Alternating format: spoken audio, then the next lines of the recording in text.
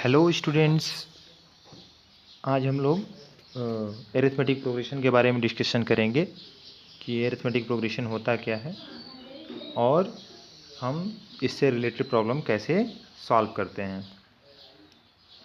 Arithmetic progression पढ़ने से पहले सबसे पहले हमको सीक्वेंस के बारे में जानना होगा। सीक्वेंस क्या होता है, सीक्वेंस और प्रोग्रेशन में क्या फ़र्क होता है। तो सीक्वेंस क्या होता है बच्चों कि ये नंबर्स की लिस्ट होती है। इसमें हम कुछ टर्म्स लेते हैं जो किसी रूल से आपस में बंधे हुए होते हैं, किसी न किसी रूल से वो बंधे हुए होते हैं। मतलब कहने का ये है कि सीक्वेंस में हर सक्सीडिंग टर्म को पीछे वाले टर्म की मदद से निकाला जा सकता है। आगे जब हम लोग हायर क्लासेज में पढ़ेंगे तो ये जानेंगे कि जो सीक्वेंस होता है वो एक्चुअल में क्या होता है। वो एक फंक्शन होता है कहाँ से, नेचुरल नंबर से किसी भी सेट में। यानी प्रत्येक करेस्पॉन्डिंग टर्म के लिए, पहले टर्म के लिए आपको, यानी नेचुरल नंबर 1 के लिए आपको एक टर्म मिलेगा a1, नेचुरल नंबर 2 के लिए एक टर्म मिलेगा a2। तो अभी हम लोग फंक्शन, चूँकि हम लोगों के कोर्स में नहीं है, हम लोग फंक्शन के बारे में अभी नहीं जानते हैं 10th लेवल पर, ठीक है। तो इसलिए अभी हम ये सिर्फ जानेंगे कि सीक्वेंस क्या है। एक लिस्ट ऑफ नंबर है जिसके पास उसके कॉन्जिक्यूटिव टर्म में एक स्पेसिफिक रिलेशन होता है। इसको जनरली एक सीक्वेंस के नाम से जाना जाता है, ठीक है। जैसे कुछ एग्जांपल्स हैं 1, 3, 5। इसमें प्रत्येक टर्म कैसे मिल रहा है, 2 ऐड करने पर। 1 में 2 को ऐड कर दें, 3 में 2 को ऐड कर दें, है ना, तो हमको जो है वो नेक्स्ट टर्म मिलता चला जाएगा। दूसरा एग्जांपल है 2, 6, 18 to 54। इसमें प्रत्येक टर्म में अगर हम 3 का मल्टीप्लिकेशन करते हुए चले जाएं तो हमको क्या मिलेगा, नेक्स्ट टर्म मिलता चला जाएगा। तो ये एक रूल के माध्यम से एक स्पेसिफिक रिलेशन है इनमें जो कॉन्जिक्यूटिव टर्म्स हैं। तो ये एक सीक्वेंस है। इसके बाद आती है बच्चों एरिथमेटिक प्रोग्रेशन की। एरिथमेटिक प्रोग्रेशन कहता है कि if various term of a sequence are formed by adding a fixed number. पहले तो एक सीक्वेंस होना चाहिए, और सीक्वेंस कैसा होना चाहिए, उसमें जो नेक्स्ट टर्म है, प्रत्येक टर्म है, वो कैसे मिलेगा, वो मिलेगा आपको एक स्पेसिफिक टर्म को ऐड करने पर, एक फिक्स्ड नंबर को ऐड करने पर, है ना। प्रीवियस टर्म में एक फिक्स्ड नंबर को हम ऐड कर देंगे तो हमको सेकेंड टर्म यानी नेक्स्ट टर्म मिल जाएगा। या दूसरी भाषा में, और यहाँ पे देखो और लिखा है ना, और दूसरी भाषा में ये कहते हैं कि difference between two successive term. दो सक्सेसिव टर्म अगर आपके पास हैं और उनका डिफरेंस लीजिए, अगर वो हमेशा इक्वल आ रहा है तो ऐसा सीक्वेंस जो होगा वो क्या होगा, वो आपका एरिथमेटिक प्रोग्रेशन में होगा। जैसे एग्जांपल 2, 4, 6, 8। तो 2, 4, 6, 8 में जो पहली वाली डिफिनीशन है, जिसमें हम कह रहे थे कि नेक्स्ट टर्म प्रीवियस वाले में एक कांस्टेंट जोड़ने पर मिलता है, एक फिक्स नंबर जोड़ने पर। तो आप देखेंगे कि यहाँ से यहाँ पर क्या 2 ऐड किया गया, यहाँ से यहाँ पर क्या फिर से 2, यहाँ से यहाँ पर फिर से 2। तो एक कांस्टेंट, एक फिक्स्ड टर्म ऐड करने पर हमको नेक्स्ट टर्म मिल जा रहा है ना। और दूसरा डिफिनीशन क्या है, दूसरा डिफिनीशन कह रहा है कि अगर आप दो सक्सेसिव नंबर, दो सक्सेसिव टर्म जो कहते हैं बेटा, टर्म का मतलब होता है कि इसमें जो पहला नंबर है उसको फर्स्ट टर्म कहते हैं। पहले नंबर को हम फर्स्ट टर्म, दूसरे नंबर को सेकेंड टर्म, ये टर्म्स हैं। थर्ड नंबर को थर्ड टर्म कहते हैं, ठीक है। तो अगर हम दो सक्सेसिव टर्म्स को डिफरेंस लें और वो हमेशा एक कांस्टेंट नंबर आए, एक कांस्टेंट वैल्यू आए, तो हम उसको कहेंगे कि ये एरिथमेटिक प्रोग्रेशन में। जैसे 4 में से 2 को माइनस कर दिया, ये हमेशा इक्वल होगा किसके, 6 में से 4 को माइनस कर दिया, ये हमेशा इक्वल होगा किसके, 8 में से 6 को माइनस कर दिया। बात समझ में आ रही है। तो ये हमारा जो सीक्वेंस है, ये सीक्वेंस एरिथमेटिक प्रोग्रेशन में है। सेम एग्जाम्पल नीचे दिया गया है 5, 10, 15, 25। तो यहाँ पर भी अगर आप डिफरेंस करें तो 10 में से 5 का डिफरेंस जो है, 15 में से 10 का डिफरेंस, 20 में से 15 का डिफरेंस, ये डिफरेंस लगातार आपको जो है कांस्टेंट मिलता रहेगा। और कितना मिलेगा, 5। एक फिक्स्ड नंबर हमेशा आपको डिफरेंस के रूप में दिखाई देगा।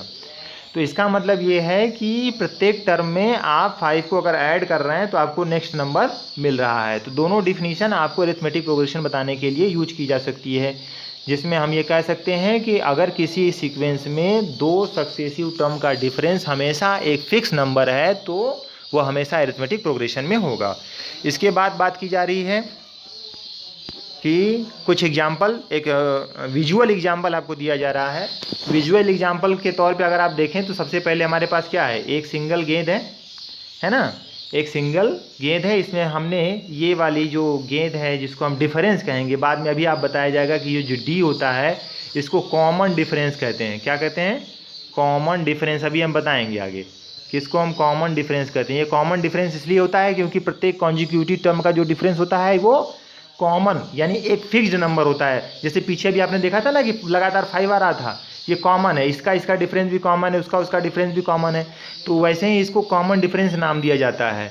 तो इसको डी से दिखाते हैं। अब ये क्या कर रहा है, पहले हमारे पास केवल एक गेंद थी, उसके बाद हमने एक और डाल दी तो कितनी हो गई, 2 हो गई। एक है फिर 2 हो गई, फिर हमने एक और डाल दी इसमें गेंद तो कितनी हो गई, अब 3 हो गई, है ना। फिर एक और गेंद इसमें रख दी तो कितनी हो गई हमारे पास, कुल 4 हो गई।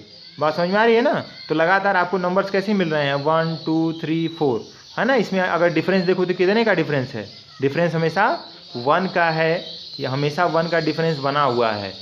उसी डिफरेंस को यहाँ विजुअली दिखाया गया है कि ये हमारा डिफरेंस है। ये डिफरेंस क्या क्रिएट कर रहा है कि लगातार इंक्रीज करता जा रहा है, हम लगातार ऐड कर रहे हैं, इसको बारी बारी से ऐड करते चले जा रहे हैं और हमको अलग अलग टर्म मिलते चले जा रहे हैं। ठीक है, ओके। इसके बाद बच्चों जनरली हम क्या करते हैं कि हम डिनोट कैसे करते हैं, पहले टर्म को, फर्स्ट टर्म को हम ए से डिनोट करते हैं। किसे डिनोट करते हैं, ए से। कभी कभी आपको यह A1 के रूप में दिखाई देगा तो यहाँ जो 1 सफिक्स लगा हुआ है वह फर्स्ट टर्म के लिए है। A2 भी दिखाई दे सकता है, A3 दिखाई सकता है, तो A2 का मतलब होगा सेकेंड टर्म के लिए, थर्ड टर्म के लिए। तो ऐसे सफिक्सेज अलग अलग बुक्स में आपको दिखाई दे सकते हैं। तो फर्स्ट टर्म को हम A1 से कभी कभी दिखाते हैं, लेकिन आम तौर पे साधारणतया मैक्सिमम बुक्स में जो है वो ए से उसको दिखाया गया है। इसके बाद हम आते हैं तो फर्स्ट टर्म हमारा ए होगा, है ना। और हमने कॉमन डिफरेंस, जो डिफरेंस है जिसको हम बार बार ऐड कर रहे हैं, जो डिफरेंस क्रिएट कर रहा है प्रत्येक टर्म में, उसको हम डी से दिखा रहे हैं। तो एक बार हमने डी को ऐड किया तो ए प्लस डी, अगली बार डी को ऐड किया तो क्या हो गया, ए प्लस 2d, और अगली बार एक और डी को ऐड कर दिया तो ए प्लस 3d। पहले हमारे पास ए तो है ही, ए में एक डी जुड़ा, फिर ए में 2 डी जुड़ गए, फिर ए में 3 डी जुड़ गए, और इस तरह से आपका जो है लगातार वो ग्राफ बनता चला जा रहा है। ठीक है। इसके बाद यहाँ पर देखिए लिखा गया है कि जो जनरल फॉर्म होता है अरिथमेटिक प्रोग्रेशन का वो कैसा होता है, ए प्लस डी, ए प्लस 2d। इस तरह से आपको यहाँ पर दिखाया गया है, जो भी पीछे हमने देखा था ना, ए प्लस डी, ए प्लस 2d, ए प्लस 3d, इस तरह से आप लगातार चल रहे थे। ए हमारा क्या है, ए हमारा फर्स्ट टर्म है, डी हमारा क्या है, डी हमारा कॉमन डिफरेंस है। ओके, कॉमन डिफरेंस को हमने फिर से यहाँ पे डिफाइन किया है, आप देख सकते हैं क्या है, fixed number which is obtain by subtracting any term of AP from its previous term. Simple सी बात है जो अभी हमने डिस्कशन में की थी। हमने क्या कहा था, हमने कहा था कि अगर हम कॉन्जिक्यूटिव नंबर हमारे पास हैं, जैसे एक सीक्वेंस दिया गया है, उस सीक्वेंस में अगर हम कॉमन डिफरेंस पाते हैं, जैसे अभी 2 4 6 8, ये एक सीक्वेंस है। अब ये सीक्वेंस एपी में है, क्यों है, क्योंकि इसमें जो लगातार डिफरेंस बनी हुई है वो कितनी की बनी हुई है, 2 की बनी हुई है। तो जो कॉमन डिफरेंस टर्म डिफाइन किया जा रहा है, कॉमन डिफरेंस वो नंबर होता है, वो फिक्स नंबर होता है जो कॉन्जिक्यूटिव टर्म को, यानी कि पीछे वाले टर्म को, इस वाले टर्म को इसके पीछे वाले टर्म से माइनस करने में मिलता है। 4 - 2 ये डी होगा। बच्चों कभी कभी दिक्कत होती है कि ये माइनस में भी आता है, जैसे अगर हम देखें अभी देखें तो 2 0 -2 -4, इस तरह से अगर सीक्वेंस हमारा चल रहा है तो यहाँ पर 0 से माइनस को करेंगे किसको, 2 को, क्या निकालने के लिए, कॉमन डिफरेंस निकालने के लिए। दिमाग में बच्चों के कभी कभी कन्फ्यूजन हो जाता है कि हम क्या करते हैं कि 2 से 0 को माइनस कर देते हैं। ऐसा नहीं करना है, हमेशा क्या करना है, हमेशा हमको नेक्स्ट वाले टर्म से प्रीवियस वाले टर्म को माइनस करना है। ये बात हमेशा आपको ध्यान में रखनी है कि जब भी हम माइनस करेंगे कॉमन डिफरेंस निकालने के लिए तो क्या करेंगे, नेक्स्ट वाले टर्म से प्रीवियस वाले टर्म को माइनस करेंगे। 4 में से 2 को माइनस करेंगे, न कि 2 में से 4 को, 6 में से 4 को माइनस करेंगे, और यहाँ पर 0 में से 2 को माइनस करेंगे, -2 में से 0 को माइनस करेंगे। ओके, हमको ये नहीं देखना है कि प्लस आ रहा है कि माइनस आ रहा है, इससे कोई दिक्कत नहीं है। हमेशा हम माइनस करेंगे तो कैसे करेंगे, नेक्स्ट टर्म में से हम प्रीवियस वाले को माइनस करेंगे, ये हमेशा ध्यान में आपको रखना है। इसके बाद अगर आप ध्यान से देखो तो यहाँ पर कुछ एग्जाम्पल्स लिए गए हैं, है ना। ये देखो, if we take first term A से दिखाएं, कॉमन डिफरेंस डी से दिखाएं, तो nth टर्म nth टर्म, ये बहुत इंपॉर्टेंट फार्मूला बनेगा यहाँ पे बच्चों। nth टर्म जो होगा AP का वो क्या होगा, वह होगा A प्लस n-1 D। यहाँ पर देखो फार्मूला है AN, ये जो AN है यह किसको दिखा रहा है, AP के nth टर्म को। nth टर्म का मतलब हो गया ये n की वैल्यू कुछ भी हो सकती है, कुछ भी का मतलब 1 2 3 4, क्योंकि हम सीक्वेंस में चल रहे हैं तो 1 2 3 4 होना चाहिए। तो n की वैल्यू क्या हो सकती है, कुछ भी हो सकती है। तो 1 2 3 4 अगर 1 लेंगे तो ये क्या हो जाएगा, an क्या हो जाएगा, A1 में कन्वर्ट हो जाएगा यानी फर्स्ट टर्म। अगर 2 लेंगे n की वैल्यू तो क्या हो जाएगा, ये A2 में कन्वर्ट हो जाएगा यानी सेकेंड टर्म। तो an यानी nth टर्म है ना। n की वैल्यू 3 लेंगे तो क्या हो जाएगा, थर्ड टर्म, A3 यानी थर्ड टर्म। तो ये जो है nth टर्म की बात की जा रही है, यानी आपको nवां टर्म निकालना है। तो कैसे निकाल पाएंगे, बड़ा सिंपल डेरिवेशन है बच्चों इसका, जरा सा फटाफट देख लो ध्यान से। तो करना कुछ नहीं होता है, देखो बहुत सिंपल ही निकल जाएगा। कैसे हो क्या रहा है कि जैसे आपके पास अगर फर्स्ट टर्म, पहला टर्म कितना है A है, दूसरा टर्म कितना हो जाएगा, अगर कॉमन डिफरेंस D है तो D कॉमन डिफरेंस है ना, तो दूसरा टर्म कैसे मिलेगा, कॉमन डिफरेंस जोड़ने पर। तो दूसरा टर्म हो जाएगा A प्लस D। तीसरा टर्म कैसे मिलेगा, कॉमन डिफरेंस को एक बार और जोड़ने पर, यानी इसमें हम D को जोड़ देंगे तो A प्लस 2D। तीसरा टर्म कैसे मिलेगा, तीसरा टर्म तो मिल गया, चौथा टर्म कैसे मिलेगा, एक बार D को और जोड़ दिया जाए A प्लस 4D। तो अगर ध्यान से देखो बच्चों, तो जब हम दूसरे टर्म यानी A2 की बात कर रहे हैं, तो A2 की बात कर रहे हैं तो उसमें कितने D को ऐड किया गया है, एक, यानी A प्लस D। देखो अगर हम दूसरे टर्म की बात कर रहे हैं तो हमारे पास कितने D ऐड हैं, एक। अगर A3 की बात करें तो यह कितना है, यह है A प्लस 2D। अगर हम तीसरे टर्म की बात कर रहे हैं, इन नंबर्स पर ध्यान देना, अगर हम तीसरे टर्म की बात कर रहे हैं तो कितने D ऐड किए गए हैं, 2। अगर हम A4 की बात कर रहे हैं तो A4 हमारे पास कितना है, A प्लस 3D। तो A प्लस 3D, यानी अगर हम चौथे टर्म की बात कर रहे हैं, देखो चौथा टर्म यहाँ 4 है तो यहाँ पर कितना है, 3 है, यानी 3 D ऐड किया गया है। इसीलिए ये जो फार्मूला बना है इसमें अगर ध्यान से देखो तो यहाँ पर नवां टर्म है, कितना टर्म है, नवां टर्म है। तो नवें टर्म को निकालने के लिए हमको कितने D ऐड करने पड़ेंगे, हमको n-1 यानी एक कम D ऐड करना पड़ेगा। तो n-1 D को हम क्या करेंगे, फर्स्ट टर्म में ऐड करेंगे तो हमको क्या मिल जाएगा, nवां टर्म। इस तरह से हमारा डेरिवेशन हो जाता है किसका, nवें टर्म के फार्मूले का, nवें टर्म के फार्मूले का डेरिवेशन हो जाता है। मुझे नहीं लगता है आपको कोई डाउट रह गया होगा, अगर रह गया तो डिस्कशन करेंगे। जैसे एग्जाम्पल लेते हैं 3 7 11 15 19, ये है आपका अरिथमेटिक प्रोग्रेशन में है, no doubt. We can check if you subtract the next term 7, second term 7 from the first term you can get 4। Also if you subtract third term, है ना, second term from third you can get 4। It means you always get a common difference throughout the sequence. So easily देख सकते हो इसमें बच्चों, कोई दिक्कत नहीं है। क्या करना है कि 7 में से 3 को घटाया, 11 से 7 घटाया, लगातार आपको D जो मिला है वो क्या मिला है, 4 मिला है। फर्स्ट टर्म को हम कैसे दिखा रहे हैं, 3 से दिखा रहे हैं। किसी ने पूछ दिया भाई नवां टर्म बताओ, नवां टर्म बताओ, तो नवां टर्म बताना है इसका, तो क्या करना पड़ेगा, अब इसका नवां टर्म हो जाएगा फर्स्ट टर्म यानी 3, फार्मूला याद है ना, फार्मूला AN का फार्मूला क्या है, AN का फार्मूला है फर्स्ट टर्म प्लस n-1, जो टर्म निकालना है n-1 इंटू D। तो हमको नवां टर्म इसका निकालना है तो क्या हो जाएगा, 3 प्लस n-1 की वैल्यू कितनी होगी, n-1, यानी वो तो नवां टर्म निकाल ही रहे हैं n-1, और D कितना है हमारा 4। इसको हम लोग सॉल्व कर लेंगे, सॉल्व कर लेंगे तो क्या हो जाएगा, 3 प्लस 4n-4 ये बराबर कितना आ जाएगा हमारा, आ जाएगा 4n-1, ये मिलेगा नवां टर्म, है ना।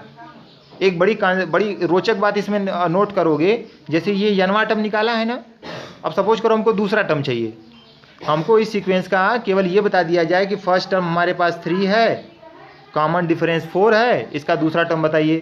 तो दूसरा टर्म बताने के लिए जरा से इस फार्मूले में रख के वेरीफाई करते हैं। A2 दूसरा टर्म निकालें, A2, तो A2 रखेंगे तो यहाँ देखो नवां टर्म क्या है, 4n-1, तो 4 इंटू 2 माइनस 1, तो 4 इंटू 2 माइनस 1 कितना आ जाएगा, 7। देखो दूसरा टर्म निकल के चला है बच्चों। अगर केवल हमको फर्स्ट टर्म मालूम है, केवल हमको कॉमन डिफरेंस मालूम है, तो हमने दूसरा टर्म निकाल लिया किससे, फार्मूले से। कौन से फार्मूले से, nth टर्म के फार्मूले से। ये जो nth टर्म का फार्मूला है इसके माध्यम से हमने क्या निकाल लिया, दूसरा टर्म। आप तीसरा टर्म भी निकाल सकते हो। तीसरा टर्म अगर निकालना हो A3 निकालना हो, तो A3 निकालने के लिए क्या करोगे, यहाँ पर 4 इंटू 3 रखो, तो 4 इंटू 3 और -1, तो कितना आ जाएगा? आ जाएगा 12 -1 या 11। देखो तीसरा टर्म निकल गया। तो ये फार्मूला यही कहता है, nth टर्म को हम बिना किसी मेहनत के, बिना के जोड़े, बार बार जोड़ोगे नहीं ना। कोई किसी ने कह दिया कि 100वां टर्म बताओ, 100 टर्म बताओ, इस इक्वेशन का, इस एरिथमेटिक प्रोग्रेशन का 100वां टर्म बताओ, तो अब आप बार बार जोड़ोगे क्या? बार बार जोड़ोगे नहीं ना। 100वें टर्म को लिख के लिए बोलो, नहीं जोड़ोगे, है ना। तो बार बार आपको जोड़ना नहीं पड़ेगा। इसका मतलब ये है कि अगर किसी ने कह दिया कि चलिए ठीक है 100वां टर्म बताते हैं, तो आप तुरंत निकालोगे कि A100 का मतलब क्या हो गया कि फर्स्ट टर्म और प्लस n-1, तो n-1 यानी 100 - 1 और इंटू डी यानी 4। तो आप तुरंत रखोगे, क्या रखोगे? रखोगे 3 और प्लस 100 - 1, 100 - 1 का मतलब 99 और इंटू 4। इसको सॉल्व कर लोगे तो आपको क्या मिल जाएगा? 100th टर्म मिल जाएगा। ये फार्मूला हमारा मदद कर रहा है किसमें? 100th टर्म निकालने में ये फार्मूला हमारा मदद कर रहा है कि नहीं? तो हम बिना मेहनत किए बार बार डी को नहीं ना जोड़ेंगे 100 बार, है ना, कि एक बार डी जोड़ दिया, फिर 4 जोड़ दिया, फिर 4 जोड़ दिया, ऐसा नहीं करने जा रहे हैं हम। सीधे फार्मूले से क्या निकाल रहे हैं? 100वें टर्म को निकाल ले रहे हैं। क्लियर है? ओके, देखो यही डेरिवेशन को यहाँ पर बताया गया है कि हम कर क्या रहे हैं कि इस डेरिवेशन के माध्यम से हम बार बार जो है 4 को ऐड कर रहे हैं। जैसे 3, 7, 11, 15, 19 आपको दिखाई दे रहा है। Each time we added the fixed constant term 4। You have first term 3, मैंने उसी चीज़ को बताया अभी पीछे। You have first term 3 and you added when 4 you will get 7, after that adding 4 you will get 11 and so on. Okay, Therefore this formula can derive easily। ये formula आसानी से आपको क्या कर सकता है? डिराइव किया जा सकता है। n = a + n-1 d। Okay, कोई दिक्कत नहीं है ना। फार्मूला क्लियर है? कैसे डिराइव किया हमने बार बार 4 को जब ऐड किया, यानी अगर हमको दूसरा टर्म निकालना था तो हमने क्या किया? एक बार डी ऐड किया, है ना। अगर हमको तीसरा टर्म निकालना था तो क्या किया हमने? 2 बार डी ऐड किया। तो अगर n वां टर्म निकालना रहेगा तो क्या करेंगे हम? एक कम, यानी n-1 डी को क्या करेंगे? ऐड करेंगे कहाँ पर? फर्स्ट टर्म में। ओके, देखो 5th टर्म निकाल के भी दिखाया है। इस सीक्वेंस का 5th टर्म निकाल के दिखाया है। फर्स्ट टर्म आपका क्या है? 3 है, और 5 की वैल्यू रख दी यहाँ पर, n = 5 रखा है, तो हमको क्या निकल के आया? 19, है ना। अब देखो 5वां टर्म यहाँ पर 19 है। First, second, third, fourth and fifth, ये 19 है। ओके, एक और एग्जाम्पल लिया गया है। आप ध्यान से देखो, a बराबर कितना लिया गया है? 2, है ना। d बराबर कितना है? 2, और n बराबर 12। अब सीक्वेंस तो हमको नहीं दिया गया, अरिथमेटिक प्रोग्रेशन नहीं दिया गया, सिर्फ क्या दे दिया गया? a की वैल्यू फर्स्ट टर्म दे दिया गया, कॉमन डिफरेंस दे दिया गया, और पूछ दिया कि इसका 12th टर्म बताइए। तो ठीक है, हमारे पास फार्मूला है। फार्मूला क्या है हमारे पास? a + n-1 d किसके बराबर? an के बराबर। चलिए लगा देते हैं। तो 12, a 12, अब a की वैल्यू कितनी है? 2, यहाँ 12 रखेंगे, 12 - 1 इंटू डी कितना है? 2। सॉल्व कर लेंगे तो हमको क्या मिल जाएगा? 24। साफ दिखाई दे रहा है ना? 2 + 22 24। तो हमारा जो 12वां टर्म है वो क्या है? 24 है। बिना किसी झंझट के, बिना जोड़े, हमने फार्मूले की मदद से निकाल लिया। ओके, अब इसी में आता है बच्चों कि हम चेक कर सकते हैं कि ये जो गिवन टर्म है वो एपी में है कि नहीं है, दिया गया सीक्वेंस एपी में है कि नहीं है। तो बड़ा सिंपल सी बात है, अभी पीछे हमने चेक किया था, है ना। क्या करना है इसमें? अगर चेक करना है कि सीक्वेंस एपी में है कि नहीं, तो क्या करना होगा हमको सेकेंड में से फर्स्ट को सब्ट्रैक्ट करना होगा, थर्ड में से सेकेंड को सब्ट्रैक्ट करना होगा, है ना। देखो, सेकेंड में से फर्स्ट को, थर्ड में से सेकेंड को, है ना, फोर्थ में से थर्ड को, और बार बार जो डिफरेंस होना चाहिए वो क्या होना चाहिए? सेम आना चाहिए। अगर ऐसा होता है तो वो आपका एपी होगा, अगर ऐसा नहीं होता है तो आपका एपी नहीं होगा। ये शॉर्ट फॉर्म है एरिथमेटिक प्रोग्रेशन का। एरिथमेटिक प्रोग्रेशन को शॉर्ट में एपी से डिनोट करते हैं। ओके, ठीक है। अब देखो इसी में बच्चों एक प्रॉब्लम है। Find the value of k for which the given series is in AP 4 k - 1 12, है ना। अब ये जो सीरीज है वो एपी में हो, ये सीरीज एपी में हो, इसके लिए k का वैल्यू बताइए। एपी में होने के लिए किसकी जरूरत पड़ेगी? कॉमन डिफरेंस की, है ना। कॉमन डिफरेंस कांस्टेंट होना चाहिए कि नहीं होना चाहिए? यानी सेकंड में से अगर हम फर्स्ट को माइनस कर दें, सेकंड में से किसको माइनस कर दें? फर्स्ट को, और थर्ड में से अगर हम सेकंड को माइनस कर दें तो ये बराबर होना चाहिए, तभी एपी होगा। ठीक है, माइनस कर देते हैं। सेकंड में से फर्स्ट को देखो, A2 minus A1, 2 for second, 1 for first, A3 minus A2 minus कर दिया, इक्वल कर दिया, सॉल्व कर दिया, तो के की वैल्यू हमको क्या मिल गई? के की वैल्यू हमको मिल गई कितना है? 9। तो यहाँ 9 रखेंगे तो वो जो कुछ भी बनेगा, देखो 9 रख के देख भी सकते हो ना, 9 रखो, देखो 4, ये 9 8 आ जाएगा, और ये कितना आ जाएगा? 12 आ जाएगा। देखो है कि नहीं है? ये एपी में है। कॉमन डिफरेंस कितना है इसका? इसका कॉमन डिफरेंस 4 है। और भी बात, एपी या कोई भी प्रोग्रेशन होने के लिए कम से कम 3 टर्म की आपको ज़रूरत होगी। 2 टर्म के लिए हम नहीं कह सकते हैं कि ये एपी में है कि नहीं है, लेकिन 3 टर्म अगर रहेगा तो हम कह सकते हैं कि ये एपी में है कि नहीं है। तो कम से कम 3 टर्म हमारे पास होने चाहिए। ओके बच्चों, अगली टॉपिक के लिए, इसके बाद की जो टॉपिक है उस पर डिस्कशन के लिए हम लोग नेक्स्ट वीडियो बनाएंगे। Okay, thank you.